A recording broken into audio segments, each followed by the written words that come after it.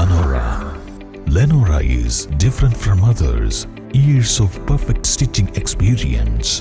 Lenora linen, cotton cloth and stitching. Pandikad Road, Vandoor. Wayanad മേപ്പാടിയിൽ റിസോർട്ടിലെ shed തകർന്ന് ടെന്റിന് മുകളിൽ വീണ് മരിച്ച അകമ്പാടം സ്വദേശിനി നിഷ്മയ്ക്ക് കണ്ണീരിൽ കുതിർന്ന യാത്രാമൊഴി നൽകി നാട്. വയനാട് മേപ്പാടി 900 കണ്ടിയിൽ റിസോർട്ടിന്റെ ഷെഡ് തകർന്ന് ടെന്റിന് മുകളിലേക്ക് വീണതിനെ തുടർന്ന് പരിക്കേറ്റാണ് ബുധനാഴ്ച രാത്രി അകമ്പാടം ബീക്കൻ വീട്ടിൽ ഷിഹാബ് ജസീല ദമ്പതികളുടെ മകൾ നിഷ്മ മരിച്ചത്. ഏറെ സന്തോഷത്തോടെ സഹപ്രവർത്തകർക്കൊപ്പം വിനോദസഞ്ചാര കേന്ദ്രമായ മേപ്പാടിയിലെ 900 കണ്ടിയിലെത്തിയതായിരുന്നു നിഷ്മ. അത് തന്റെ അവസാന യാത്രയാകുമെന്ന് നിഷ്മ ഒരിക്കലും കരുതിയിരിക്കില്ല. ഏറെ സന്തോഷത്തോടെ കിടന്നുറങ്ങാൻ പോയ തങ്ങളുടെ പ്രിയ സുഹൃത്തിനെ മരണം തട്ടിയെടുത്തതിന്റെ നടുക്കം ഇനിയും മാറാത്ത അവസ്ഥയിലാണ് സഹപ്രവർത്തകർ. യാത്രകളെ ഏറെ ഇഷ്ടപ്പെട്ടിരുന്ന നിഷ്മയും സഹപ്രവർത്തകരും ഏറെ സന്തോഷത്തോടെയാണ് വയനാട്ടിലേക്ക് എത്തിയത്. എന്നാൽ ചേതനയേറ്റ നിഷ്മയുടെ മൃതദേഹത്തോടൊപ്പമാണ് ഇവർക്ക് മടങ്ങേണ്ടി വന്നത്. നിഷ്മയുടെ ദാരുണമായ മരണവാർത്ത ഏറെ ഞെട്ടലോടെയും വേദനയോടെയുമാണ് നാട്ടുകാരും ബന്ധുക്കളും അറിഞ്ഞത്. നിഷ്മയുടെ പിതാവ് ഷിഹാബ് കഴിഞ്ഞ 8 വർഷമായി വിദേശത്താണ്.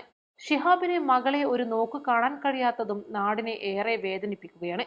ഇന്നലെ രാത്രി 8 മണിയോടെയാണ് പോസ്റ്റ്മോർട്ടം നടപടികൾക്ക് ശേഷം മേപ്പാടിയിൽ നിന്നും മൃതദേഹം അകമ്പാടം കാഞ്ഞിരപ്പടിയിലെ വീട്ടിലേക്ക് കൊണ്ടുവന്നത്. ഒരു നാട് പിന്നീട് ഈ വീട്ടിലേക്ക് ഒഴുകിയെത്തി. മാതാവിനെയും സഹോദരങ്ങളെയും എങ്ങനെ ആശ്വസിപ്പിക്കണമെന്നറിയാതെ പലരും വിതുമ്പി. നിഷ്മ ഓടി നടന്നിരുന്ന വീട്ടിലേക്ക് അവൾ ഇനി ഒരിക്കലും മടങ്ങി വരില്ലെന്ന യാഥാർത്ഥ്യം ഇനിയും വീട്ടുകാർക്കും നാട്ടുകാർക്കും ഉൾക്കൊള്ളാനാവുന്നില്ല.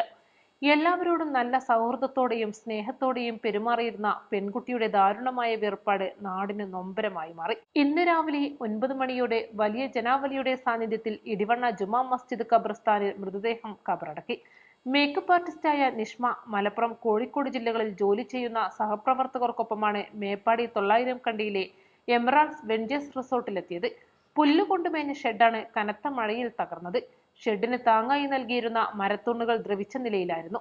ഇതാണ് അപകടത്തിന് കാരണമായത്. പുല്ലുകൊണ്ടുമേഞ്ഞ മേൽക്കൂരയ്ക്ക് കീഴിലെ 8 ടെന്റുകളിലാണ് ഇവർ താമസിച്ചിരുന്നത്. നിഷ്മയും 3 പെൺകുട്ടികളും കിടന്നിരുന്ന ടെന്റാണ് തകർന്നത്. East live, Nilambur.